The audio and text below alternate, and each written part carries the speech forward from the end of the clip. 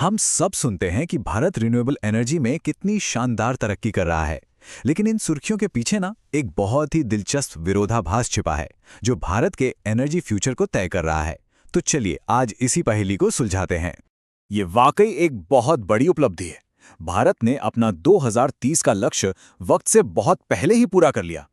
देश की टोटल बिजली कैपेसिटी का लगभग 50% अब रिन्यूएबल, हाइड्रो और न्यूक्लियर जैसे नॉन फॉसिल फ्यूल सोर्सेज से आता है। ये ग्लोबल एनर्जी ट्रांजिशन में भारत की एक बड़ी कामयाबी है। पर रुकिए, कहानी का ये सिर्फ एक पहलू है। इतनी जबरदस्त रिन्यूएबल कैपेसिटी के बावजूद भारत में असल में जो बिजली इस्तेमाल होती है उसका करीब 3/4 हिस्सा आज भी कोयले से ही आता है। और बस यहीं पर है भारत का एनर्जी पैराडॉक्स। मतलब कागज पर जो क्षमता है और जमीन पर जो प्रोडक्शन है, वो दो बिल्कुल अलग अलग बातें हैं। तो सबसे पहले इसी ग्रीन पैराडॉक्स को समझते हैं कि आखिर इन आंकड़ों और असलियत में इतना बड़ा फर्क क्यों है। और यही सवाल इस पूरी कहानी के दिल में है। भाई, अगर हमारे पास इतनी सारी सोलर और विंड एनर्जी की कैपेसिटी है, तो फिर कोयले की भट्टियां दिन रात क्यों जल रही हैं? इसका जवाब कुछ टेक्निकल रियलिटीज में छिपा है।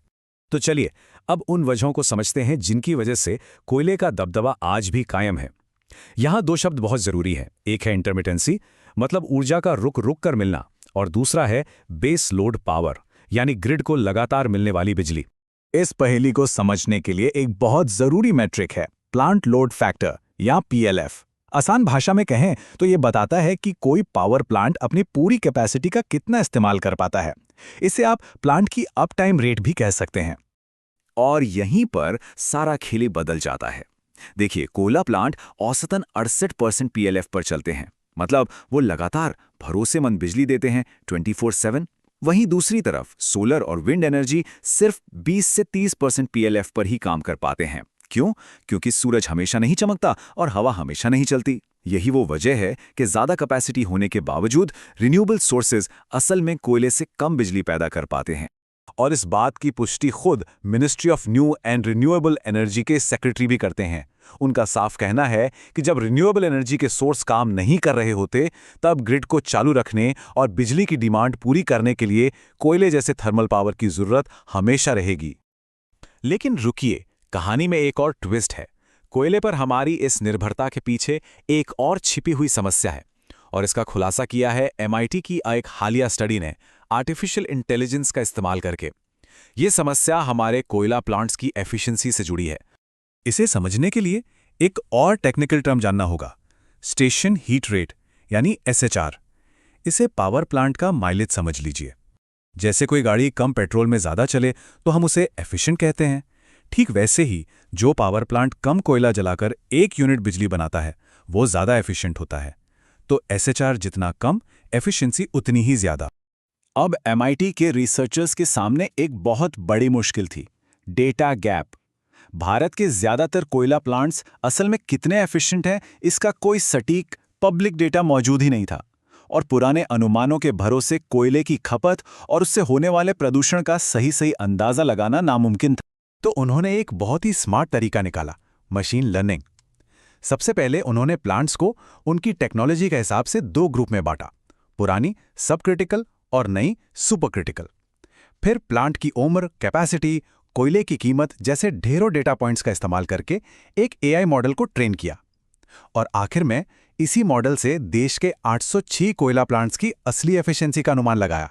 और जो नतीजे सामने आए वो चौंकाने वाले थे।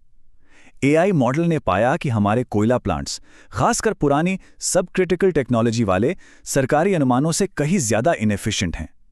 उनका स्टेशन हीट रेट बहुत ज्यादा है, मतलब वो असल में कहीं ज्यादा कोयला फूंक रहे हैं और ज्यादा प्रदूषण फैला रहे हैं जितना हम अब तक सोचते थे।